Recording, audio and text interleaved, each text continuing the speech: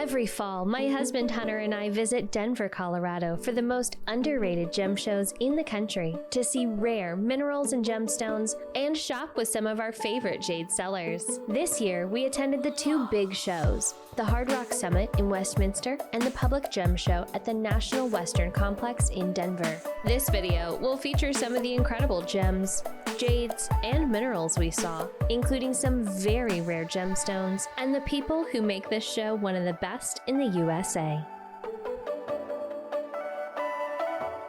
The HardRock Summit has changed locations multiple times since it began in Denver, but this year's venue was definitely my favorite so far.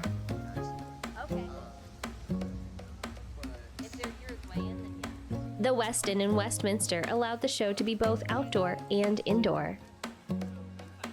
The outdoor section had tents and featured home decor items and mineral specimens in a variety of sizes, including the range from huge to ginormous.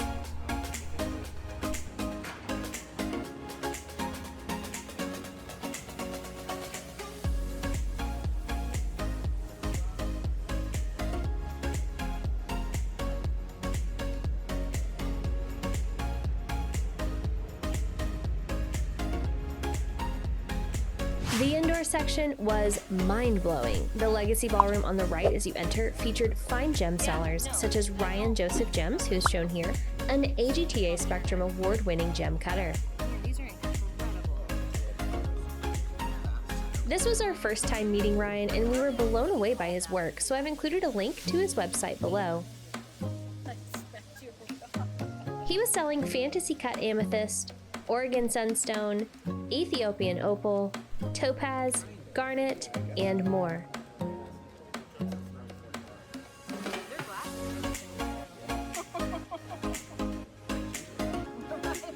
My favorite piece was this Oregon sunstone. This metallic sheen is called schiller and comes from tiny copper inclusions inside the stone.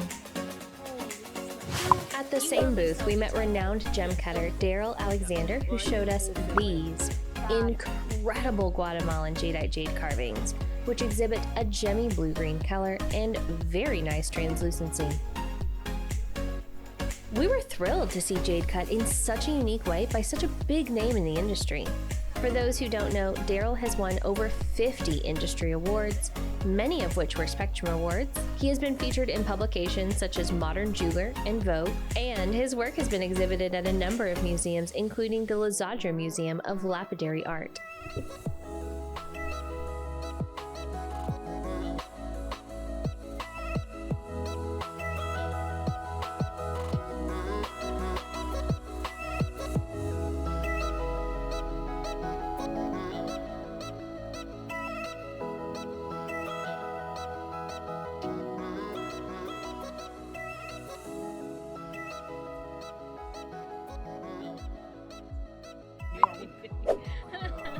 International is so legendary in this industry, and they were so kind to show us their incredibly rare gems, some of which I had never even heard of.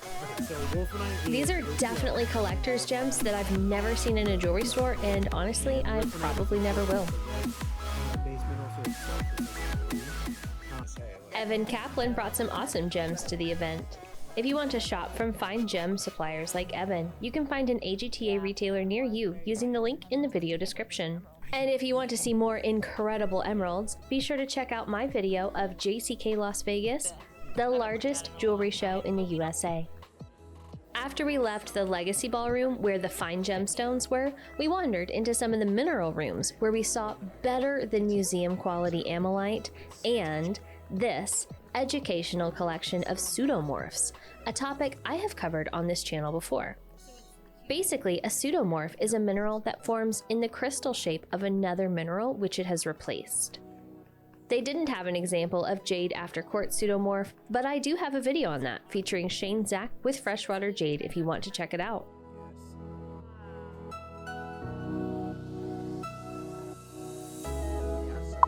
I was so excited to see Phil Pershon of Pershon Rare Minerals in Colorado.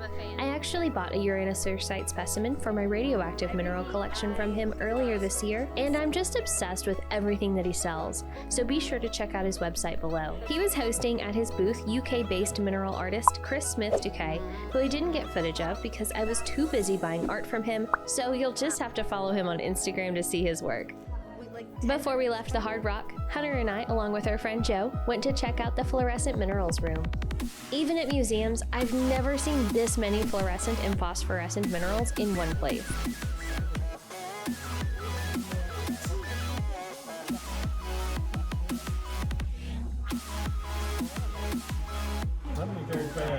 So under long wave, you notice these terlingua calcites are pink. Now I'm going to turn that off, and I'm going to go to mid-wave. You notice it's a milky white.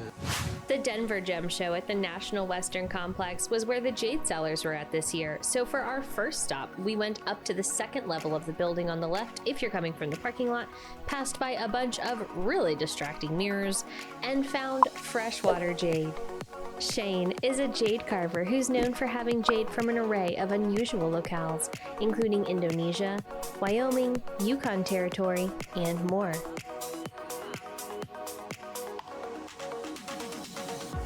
Yukon. Yeah. And then what's this? That's Wyoming. Wyoming. And then Siberian? Siberian. Yeah. Oh, San Benito. Kind of interesting one. Very different. Super opaque.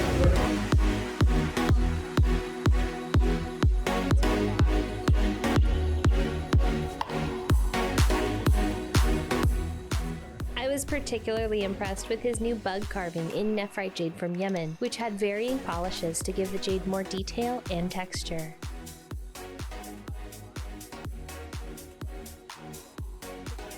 This Siberian Nephrite cicada husk might be my favorite. It has a great finish, and there's something sentimental about the cicada husk that reminds me of summer.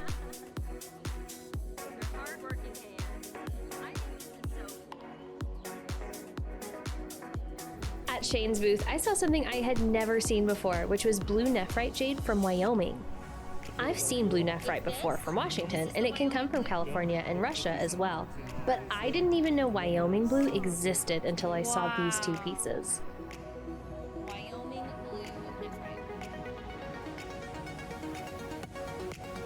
Shane shares a booth with Austin of Blue Bead Rock Shop.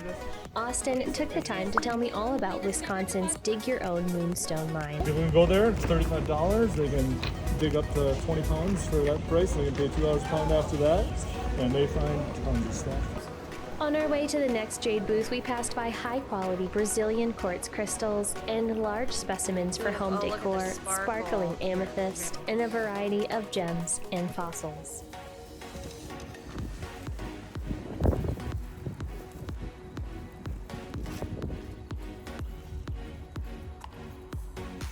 Mark Allen had a booth in Denver again this year where they showed us these beautiful jade earrings.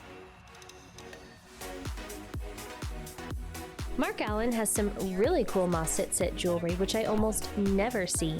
It's a very rare stone. Even though Maw Sit Sit isn't gemologically jade because it's not nephrite jade or jadeite jade, aka fei choi, it has a beautiful green color and comes from Myanmar and can even have some jadeite and or cosmocore in it. This block is a mixture of jadeite and Maw Sit Sit. This show, which is called the Denver Mineral, Fossil, Gem, and Jewelry Show, which takes place at the National Western Complex every year, is really like a mini Tucson gem show just by itself, because it's in two buildings and has outdoor tents as well. Yoxtu Minerals is not in the same building as Freshwater Jade and Mark Allen, so if you're shopping for jade, be sure to visit both buildings. Luke Miller at Yoxtu never disappoints.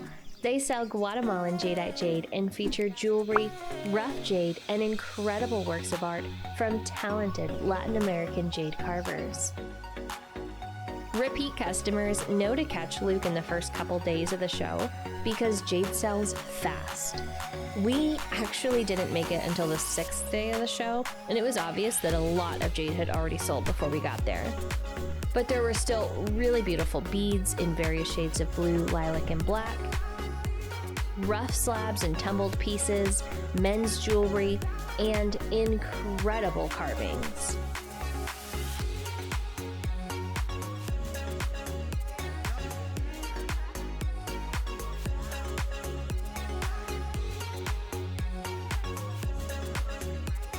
This is actually a faceted jade stone, which is unusual because jade is usually cut as a cabochon.